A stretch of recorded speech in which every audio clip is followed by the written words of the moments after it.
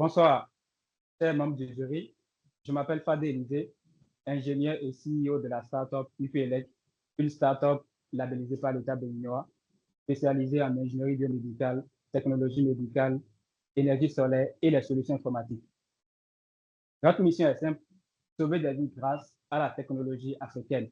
Pour nous, c'est un plaisir d'être devant vous et nous vous remercions infiniment pour cette occasion que vous nous donnez de parler de nous, de parler du Made in Africa. Qui parmi nous n'aimerait pas avoir son bébé vivant à la naissance et les jours après la naissance? Tout le monde. Mais la réalité est là. Chaque année, des milliers de nouveaux-nés meurent en Afrique. L'Afrique de l'Ouest a totalisé en 2022, selon l'OMS, le taux de mortalité le plus élevé au monde. C'est-à-dire le taux de 27 décès pour 1000 naissances.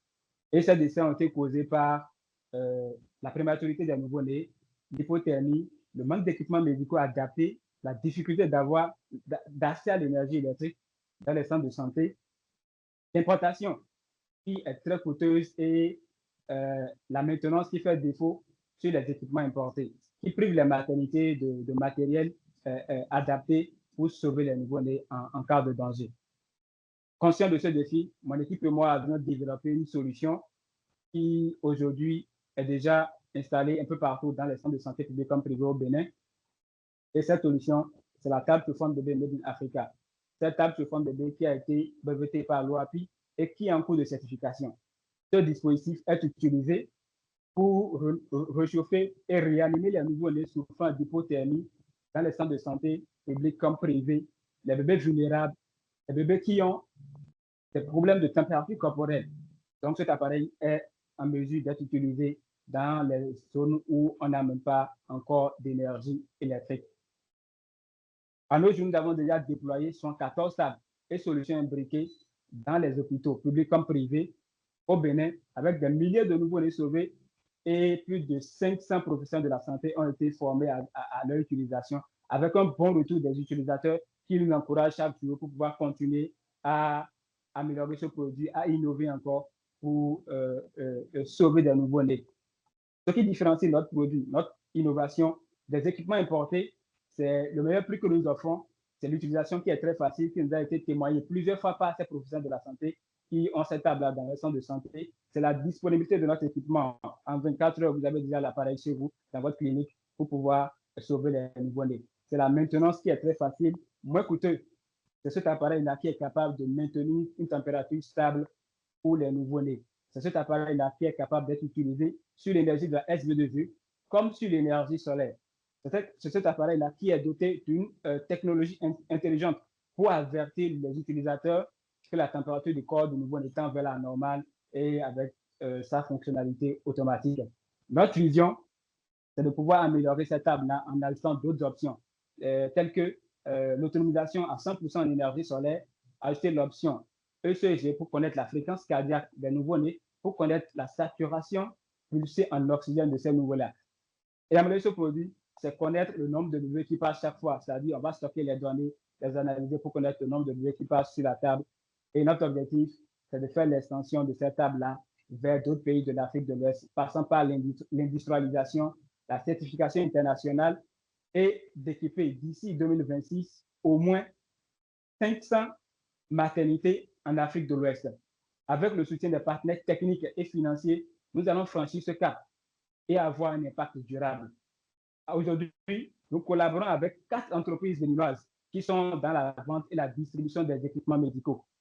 Et nous collaborons aussi avec le programme des Nations Unies qui est en train de nous accompagner à l'amélioration de ce produit, à l'amélioration de cette innovation qui est en train d'avoir un impact significatif dans les centres de santé au Bénin. Notre participation au DST World, nous venons défendre une conviction que la technologie africaine peut sauver des vies, que chaque bébé ou qui naisse mérite la chaleur de la vie. Et nous sommes convaincus que cette promesse-là, nous allons le tenir pour des milliers de familles en Afrique. Je vous remercie. Là, nous allons passer à une petite démonstration pour vous montrer comment est-ce que la table fonctionne, comment est-ce que c'est utilisé dans les centres de santé pour pouvoir réchauffer, réanimer les nouveaux-nés souffrant d'hypothermie qui sont vulnérables, qui ont besoin d'être réanimés en urgence. Donc, pour l'utilisation de la table, elle est très simple comparativement aux équipements importés. Donc, il y a la touche d'allumage qui est juste là, sur lequel on appuie, pardon, et tac, on envoie l'intensité de la chaleur sur le nouveau-né. Donc, il y a un capteur de température qui est sur l'appareil qui nous permet de pouvoir connaître la température du corps du nouveau-né. Là, nous avons déposé une poupée pour faire une simulation. Donc, dès que le capteur de température est sur le corps du nouveau-né, il y a l'écran de l'appareil qui indique l'évolution de sa température corporelle. Et dès que la température du corps du bébé tend vers la normale, il y a l'alarme de sécurité qui est intégrée, qui commence par retentir pour avertir l'utilisatrice ou l'utilisateur qui suit le nouveau-né que la température du corps du bébé tend vers la normale. Et automatiquement, dès que la température du corps du nouveau-né arrive à 37, température normale du corps, il y a l'automatisation de l'appareil qui s'enclenche pour couper la souche chauffante pour éviter de surchauffer le nouveau-né. Là, actuellement, la température du corps du bébé est dans la plage de la normale. Il y a la lampe sonore qui est en train d'avertir l'utilisateur ou l'utilisatrice que la température du corps du bébé tend vers la normale. Et arrivé à 37 OO, comme vous l'avez remarqué, la table s'est éteinte d'elle-même automatiquement. Et dès que la température du corps du bébé chute en dessous de 36, c'est-à-dire 35,99, l'appareil redémarre automatiquement encore à réguler la température du nouveau-né. Donc, voilà un peu le fonctionnement en boucle de cet appareil-là. Donc, voilà en bref le fonctionnement de l'appareil. Et comme je l'ai dit tantôt, nous avons déjà déployé 14 tables dans les centres de santé publics comme privés. Et aujourd'hui, nous avons la possibilité d'utiliser cet équipement-là.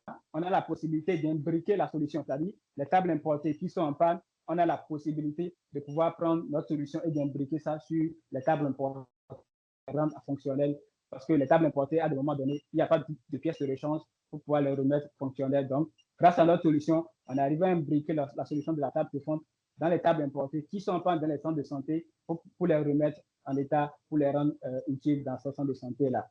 Je vous remercie.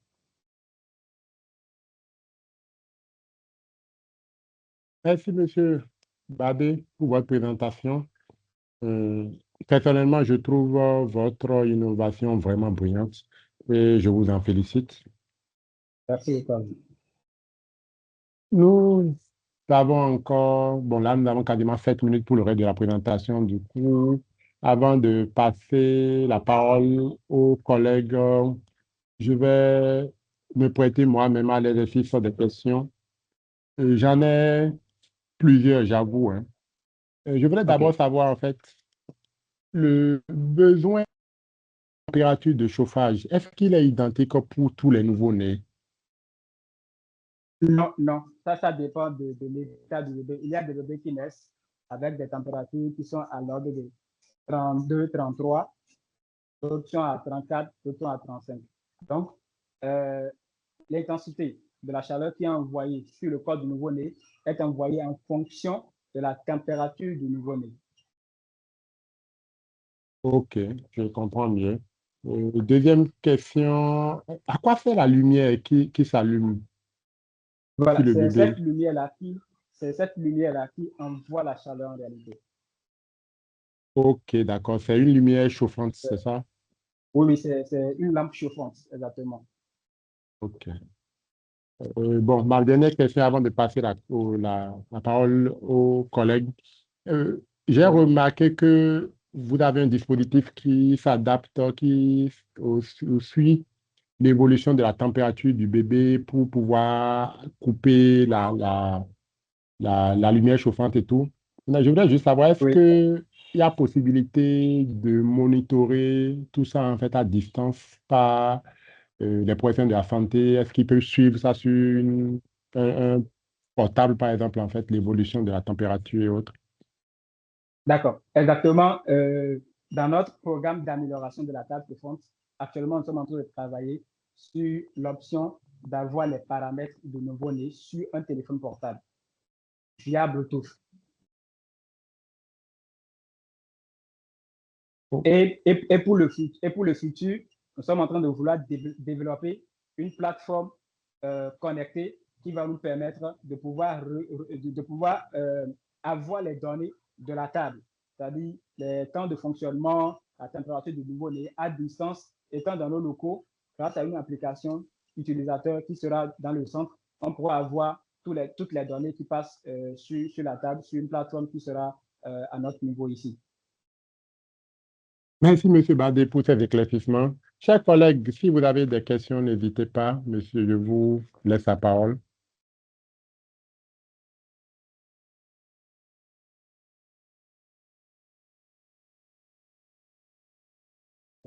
Oui, Marcel.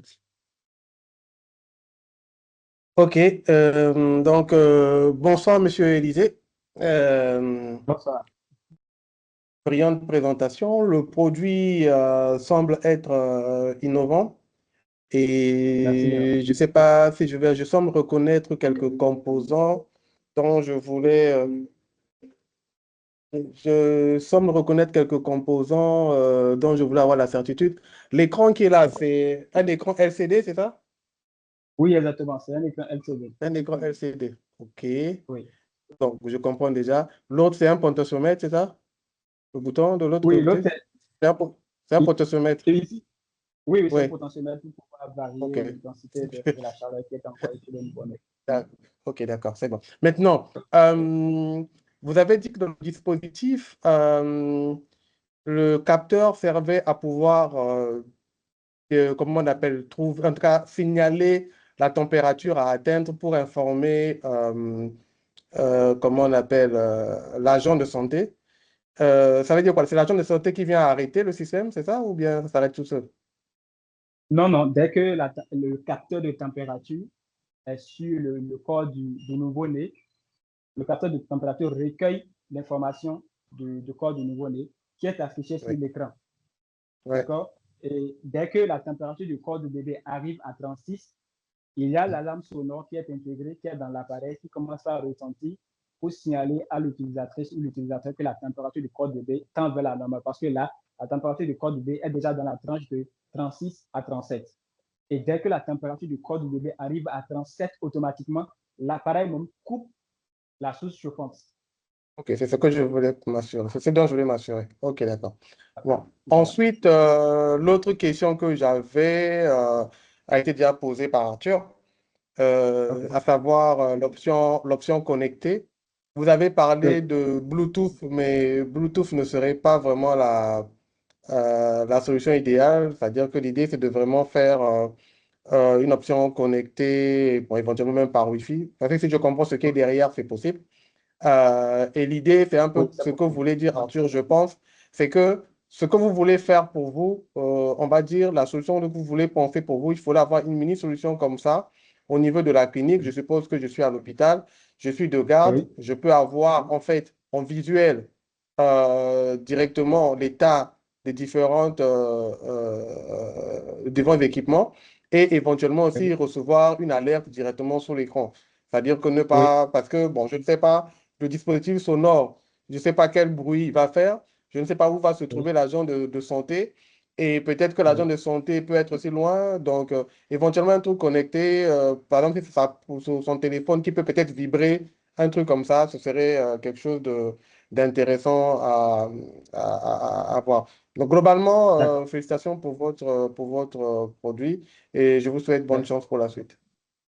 Merci bien à vous. Déjà, je tiens à vous souligner que on a voulu commencer par l'option Bluetooth parce que tous les centres de santé au Bénin n'ont pas encore accès à l'énergie électrique d'abord et tous les centres de santé n'ont pas encore accès à la connexion Internet. Il y a des centres de santé dans lesquels nous sommes allés, par exemple la zone sanitaire de Savay-Ouessé, ils ont des difficultés à avoir accès à l'énergie électrique et donc la connexion fait défaut dans ces centres-là. C'est ce qui nous a poussé d'abord à commencer par expérimenter l'option Bluetooth. Et Oui, progressivement, mais oui, le problème du progressivement, Bluetooth, c'est oui, oui, le Bluetooth, si je suppose que dans une clinique, oui, j'ai 10 dispositifs, comment je oui, monite? Vous allez connecter les 10 là à quel équipement? Parce que généralement, pour les Bluetooth, c'est des liaisons un à un équipement, un équipement. oui, exactement, exactement. Donc, Donc ça va être comme ça va être. Voilà. Donc, si je suis moi, l'agent de santé, je suis tout seul, et puis il y a 10 dispositifs à monitorer, je fais comment? oui. Voilà. C'est ça le problème, en fait. Donc, C'est le problème que je voulais vous faire comprendre, en fait. OK, d'accord. Là, c'est noté. C'est noté. Merci beaucoup à Merci, vous. merci Mycenthe. Monsieur Badé, Mycenthe est un de nos experts en IoT sur le club au DSI. Donc, merci Mycenthe pour tes apports. Cher collègue Irénée, vous avez la parole. Ah oui, merci beaucoup. En regardant le dispositif, je suis absolument, enfin, je suis sidéré, je dirais, par ce qui a été fait.